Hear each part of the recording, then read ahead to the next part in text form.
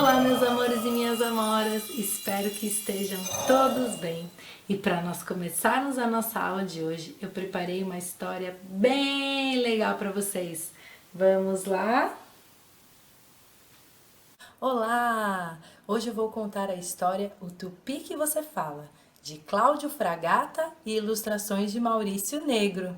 O livro que eu tenho em mãos é uma edição em fonte ampliada e em braille, produzida pela Fundação Dorina Noil em parceria com o projeto Itaú Leia para uma Criança.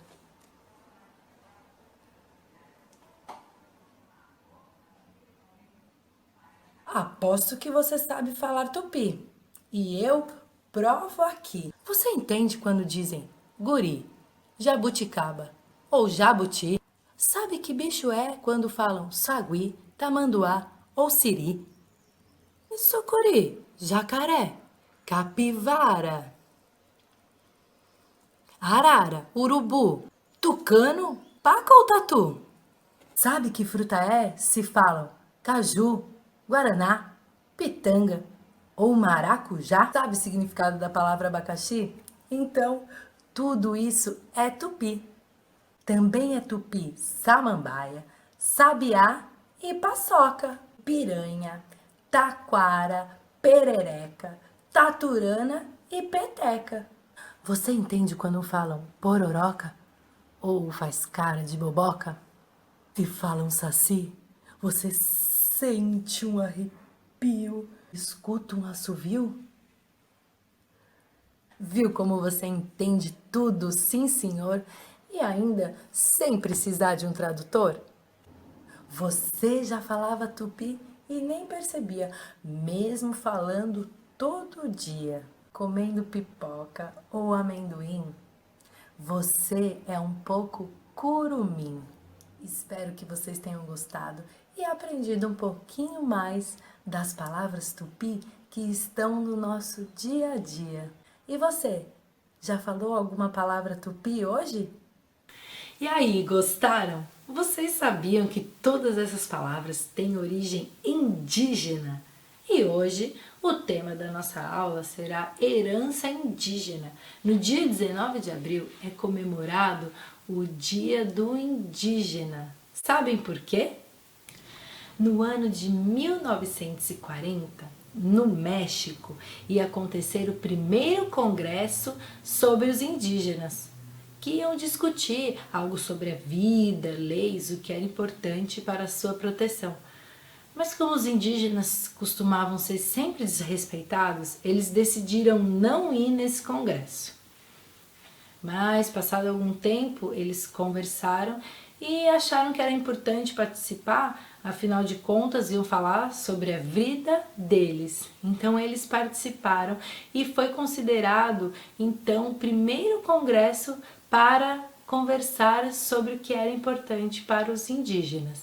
Então, no ano de 1943, Getúlio Vargas, que era presidente do Brasil, decidiu também considerar o dia 19 de abril, que foi quando aconteceu aquele congresso no México, considerar esta data aqui no Brasil também. Então, 19 de abril passou a representar o Dia do Indígena. Mas além das palavras e algumas delícias culinárias, o que mais será que nós temos de herança indígena? Eu separei aqui alguns materiais para nós vermos quão rica é essa cultura.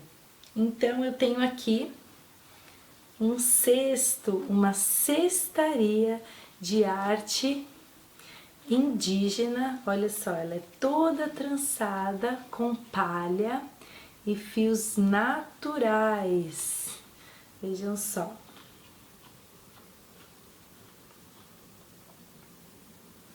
Eu separei aqui também este tamanduá, que é um brinquedo entalhado em madeira indígena também. Então, estes são os brinquedos feitos pelos indígenas, para as crianças brincarem, fazem os animais em madeira esculpida.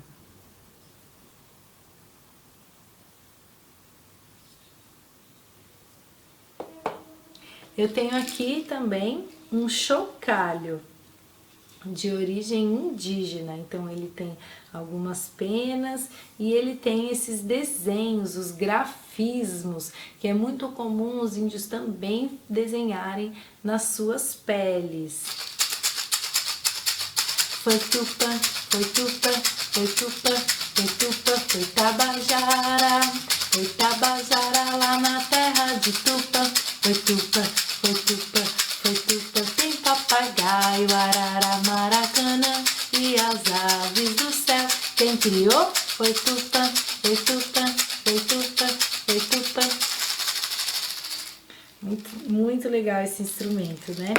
E tenho também aqui uma cerâmica, uma panelinha de barro e os vasos, a cerâmica é muito comum também entre os indígenas, a argila.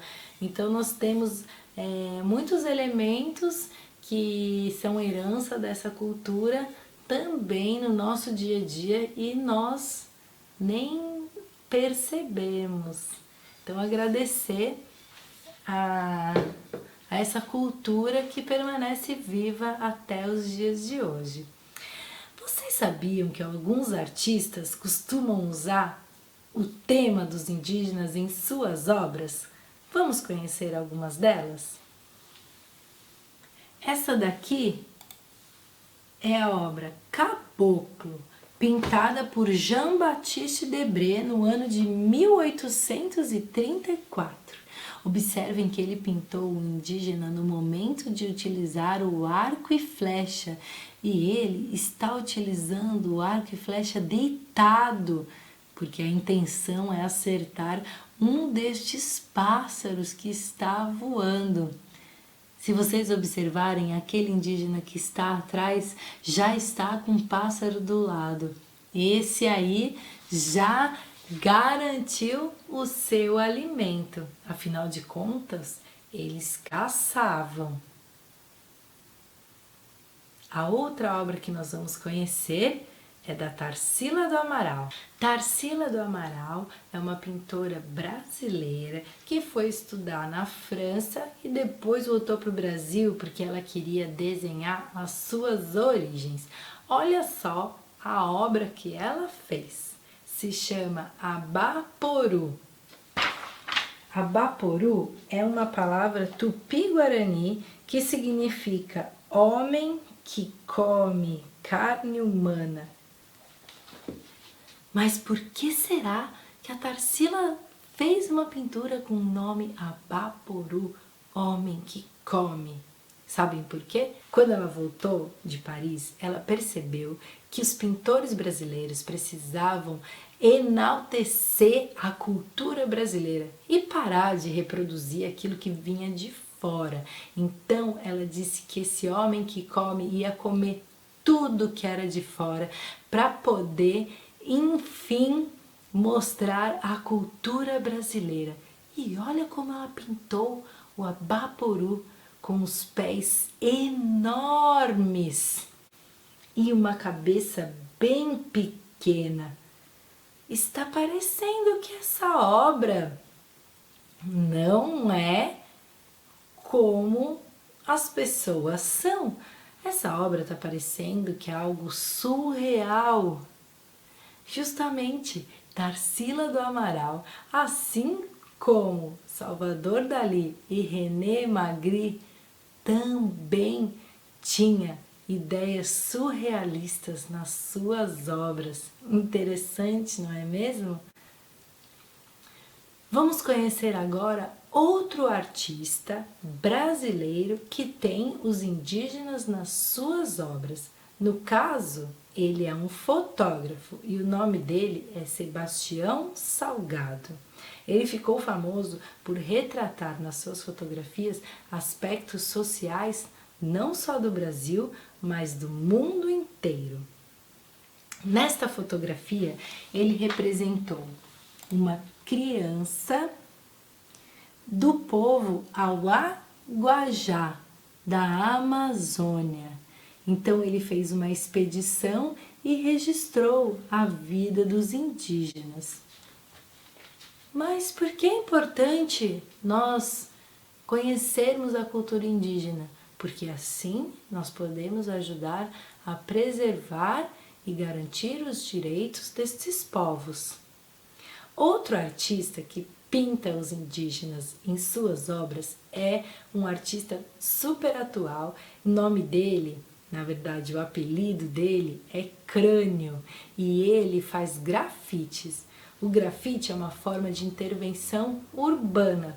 Então, diferente da Tarsila do Amaral, que pinta obras que estão em museus, e o Sebastião Salgado faz fotografias, o artista Crânio, ele faz obras que ficam espalhadas pelas paredes da cidade.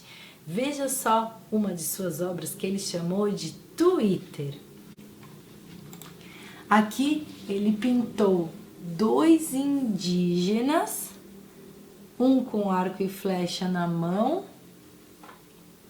e o outro com o celular. O que está com o arco na mão acertou a flecha justamente no símbolo do Twitter. Mas por que ele pinta sempre os indígenas? Ele escolheu pintar os indígenas após a tentativa de encontrar um personagem com a cara do Brasil. Ele sempre coloca em uma situação engraçada, que roubam os olhares e instigam o observador a pensar sobre questões contemporâneas, como consumismo, identidade e meio ambiente. Mas eu acho que antes está faltando alguma coisa. Afinal de contas, Tubarão, o nome da cidade onde fica a nossa escola, ela na verdade veio de um nome indígena, que é Tubá-Nharô, que significa pai feroz, por conta do rio que já devastou muita coisa também, mas ao mesmo tempo nos dá água e muito alimento, porque afinal de contas é por meio da água que nós podemos irrigar as plantações, nós podemos plantar, nós podemos também tomar banho, nós podemos lavar as nossas mãos, principalmente agora nesse momento de pandemia. Então o rio, o nosso Tubá-Nharô, o nosso pai feroz, é o que nos alimenta. E é muito importante também que a gente possa batalhar pela despoluição do rio Tubarão e que a gente pare de jogar o esgoto e que ele passe por um tratamento antes de ir para o rio. Teve um pintor que nasceu aqui na nossa cidade chamado Willison Blick. E Willison Blick foi muito importante e ele fez uma carranca de Tubá-Nharô. Vamos ver? A carranca representa uma forma estilizada do cacique Tubá-Nharô, que do tupi, em tradução para a nossa língua, significa pai feroz, como era chamado pelos carijós nativos desta terra. Ela foi feita, esculpida em concreto pelo artista Willison Blick a pedido do Rotary Club para servir de portal de entrada para a cidade de Tubarão. O monumento está ao lado ao Centro Municipal de Cultura Willison Blick. Vamos para a nossa atividade de hoje? A nossa atividade é na página 169. O que vocês vão fazer? Vocês vão colorir a figura do Abapuru, o homem que come todas as culturas que não são a nossa. Uma brincadeira que a Tarsila fez para homenagear os indígenas e também valorizar a cultura brasileira. Então, escolhe o jeito que você vai fazer, escolhe um cantinho bem legal e mãos à obra. E hoje não precisa postar essa atividade no sistema, tá bem? Espero que vocês tenham gostado. Um grande beijo e até a próxima. Tchau, tchau!